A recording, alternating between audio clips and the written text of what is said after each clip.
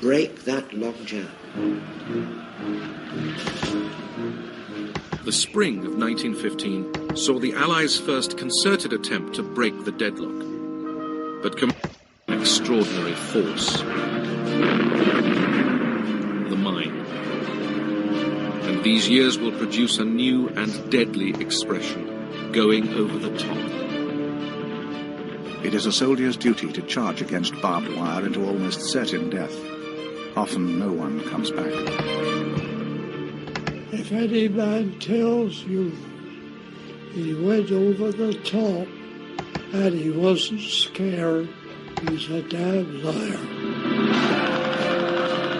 The trench warfare on the Western Front will bring unprecedented horror. And now, thanks to new computer technology, we will see it the way these men saw it themselves. In color.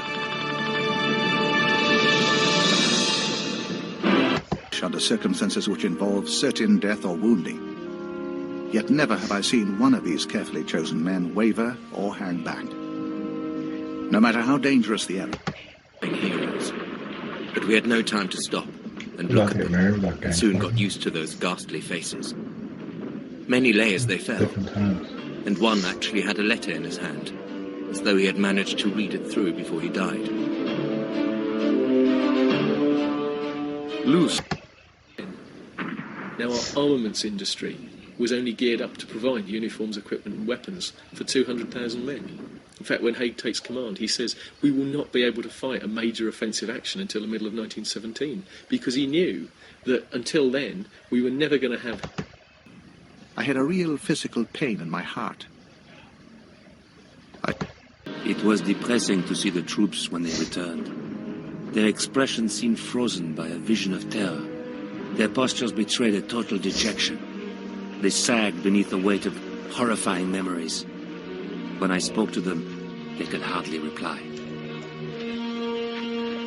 Despite the German onslaught, the French resupplied the fortress week after week along a road that became known as the Sacred Way.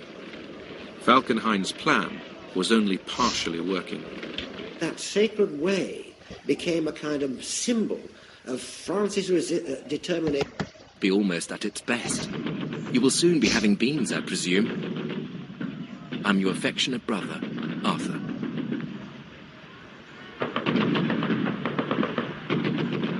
They were massing to go over the top. Fateful words for all infantrymen. The timid were less fearful, the bold more exultant, and were thrilled and intensely alive as they fell in. German forces on the long Western Front were now spread too thin. They constructed a formidable new defensive system called the Hindenburg Line, a 4-mile-deep barricade of concrete fortifications.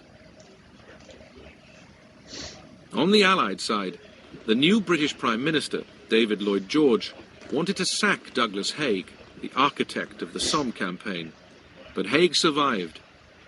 His public standing was too high. The French, by contrast, sacked their commander, Joseph Joffre, and replaced him with Robert Nivelle.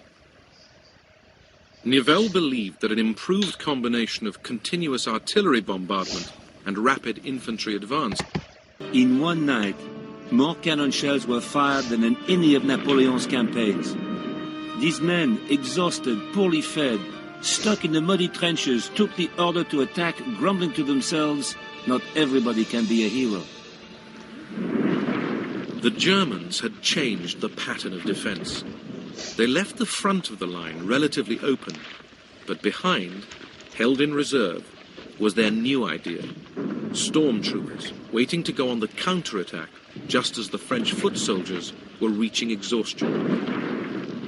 By the 5th day of Chemin des Dames, the stormtroopers had inflicted 130,000 casualties on the French. The French army had already suffered the whole of the Battle of Verdun. Virtually every French soldier at some point had been put through the mill at Verdun. And then fairly soon afterwards, Robert Nivelle had come up with this wonderful offensive, the big Nivelle offensive, which was going to end the war in a hurry, which turned out to be